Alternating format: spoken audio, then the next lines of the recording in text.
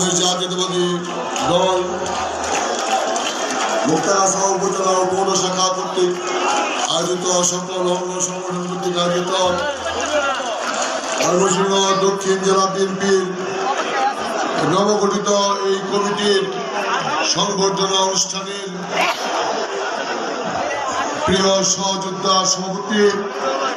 মুক্তাগাছা উপজেলা বিএনপির বিপ্লবী আহ্বায়ক হাবিবুর রহমান রতন সাহেব, আজকের এই অনুষ্ঠানের প্রধান অতিথি